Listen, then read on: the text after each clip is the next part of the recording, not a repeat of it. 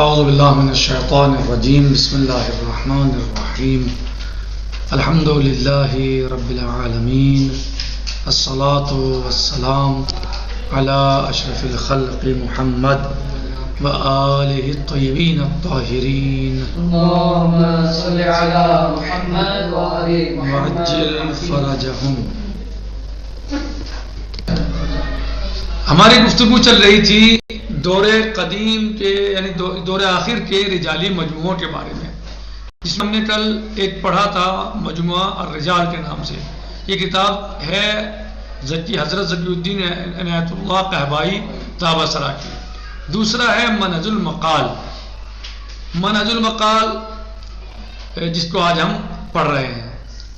منہج المقال یہ کتاب سید مرزا محمد بن علی بن ابراہیم استرابادی جناب آواز نہیں آ رہی، میک بند ہے۔ 28 ہجری کی تاریخ ہے۔ یہ کتاب کس کی ہے؟ مرزا محمد بن سید مرزا محمد بن علی بن ابراہیم استرابادی۔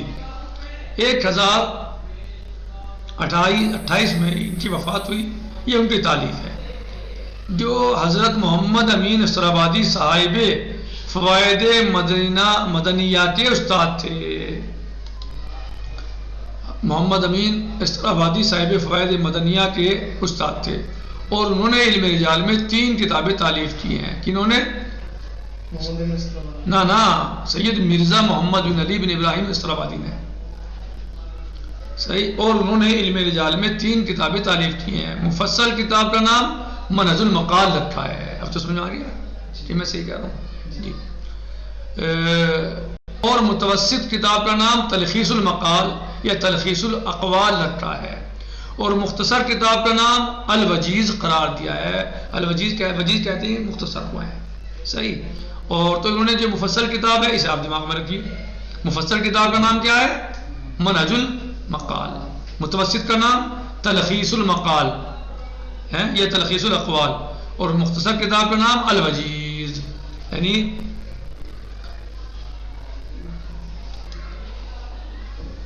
اور متوسط کتاب کا نام تلخیص المقال یا تلخیص الاقوال رکھا ہے، اور مختصر کتاب کا نام الوجیز قرار دیا ہے، جن میں سے پہلی کتاب چھپ چکی ہے، دوسری مخطوطات میں شامل ہے، کون سی؟ یعنی تلخیص المقال جو ہے، اور تیسری کتاب الوجیز کا ایک نسخہ امام رضا علیہ السلام کے کتب خانے میں موجود ہے، جیسا کہ کتب خانہ رضویہ کی فہرست سے اندازہ ہوتا ہے۔ نمبر 3 جامع الروات۔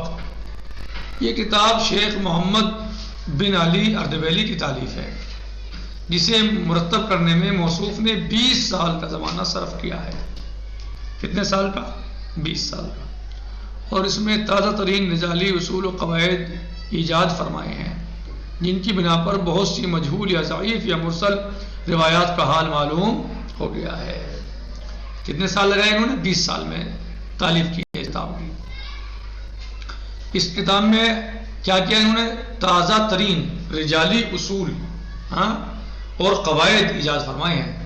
اصول و قواعد اہم رجال میں تازہ ترین، جن کی بنا پر، جن اصول و قواعد کی بنا پر بہت سی مجہول یا ضعیف یا مرسل روایات کا حال معلوم ہو گیا ہے کہ اصل کیا ہے، جو انہوں نے قاعدے ایجاد کیے، اور انہیں صحیح یا مسند کا شرف حاصل ہو گیا۔ کیا تھیں وہ؟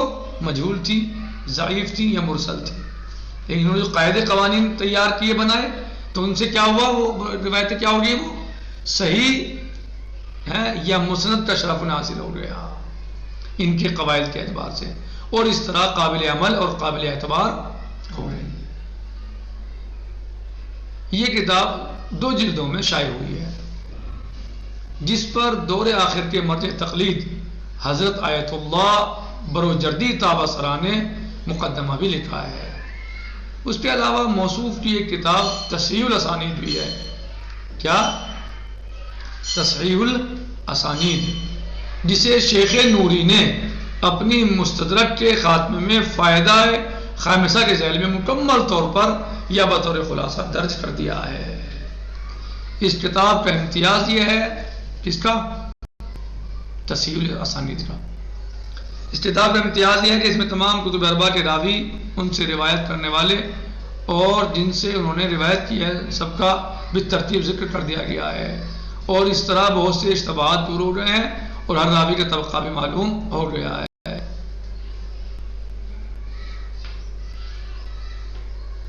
جی، اور اس طرح بہت سے اشتباہات دور ہو گئے ہیں اور ہر راوی کا طبقہ بھی معلوم ہو گیا ہے۔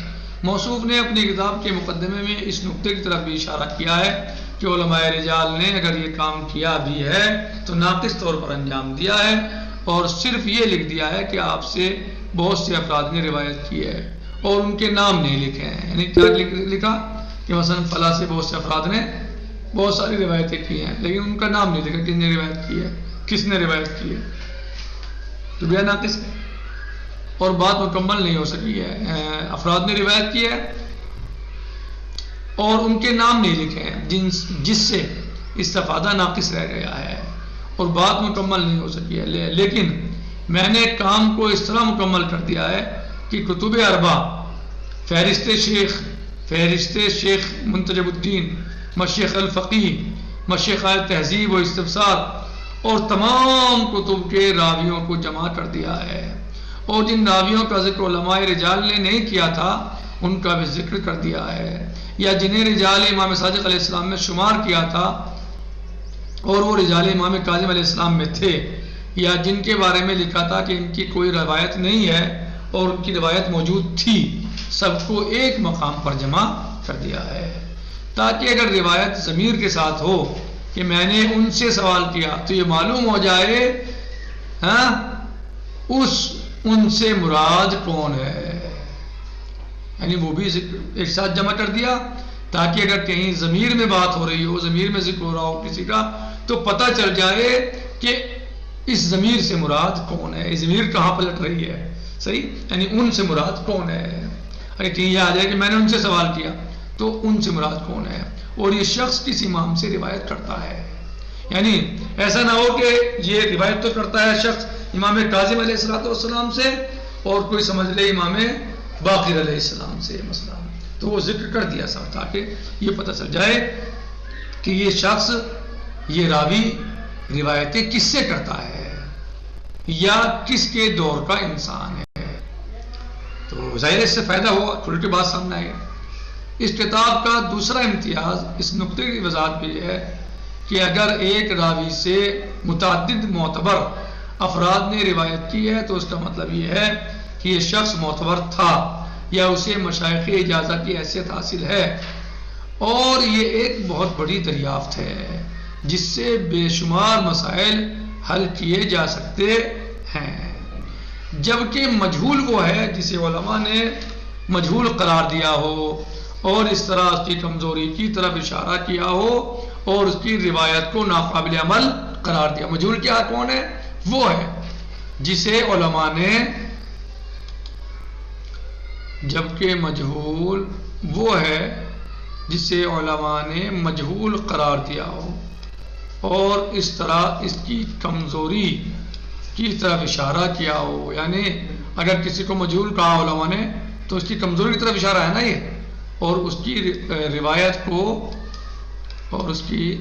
روایت کو ناقابل عمل قرار دیا ہو، تو چونکہ کمزوری ہے بہرحال۔ اور تنقیح المقال کی فہرست میں صرف مجہول افراد کا ذکر کیا گیا ہے، تنقیح المقال کی فہرست میں صرف مجہول افراد کا ذکر کیا گیا ہے اور اسی میں محمل افراد کو بھی شامل کر دیا گیا ہے، اور یہ بات منتہی المقال ہی کے ساتھ مخصوص نہیں ہے بلکہ شہید ثانی رضوان اللہ تعالیٰ علیہ کے دور سے یہ خلط ملط چلا آ رہا ہے، جبکہ میر باقر داماد نے اپنی کتاب الرواشع السماویہ میں یہ وضاحت کر دی ہے کہ مجہول اصطلاحی کا اطلاق صرف مجہول پر ہو سکتا ہے جسے علماء رجال نے مجہول قرار دیا ہو، اور محمل کو مجہول نہیں قرار دیا جا سکتا۔ کیا وضاحت کی ہے کہ مجہول اصطلاحی کا اطلاق صرف مجہول پر ہو سکتا ہے، کون سا مجہول؟ جسے علماء رجال نے مجہول قرار دیا ہو، اور محمل کو مجہول نہیں قرار دیا جا سکتا۔ کس کا نظریہ ہے یہ؟ میر باقر داماد، کتاب کا نام رواشع السماویہ، انشاءاللہ باقی کل ہوگا. الحمدللہ رب العالمین. السلام علیکم ورحمۃ اللہ وبرکاتہ. فی امان اللہ.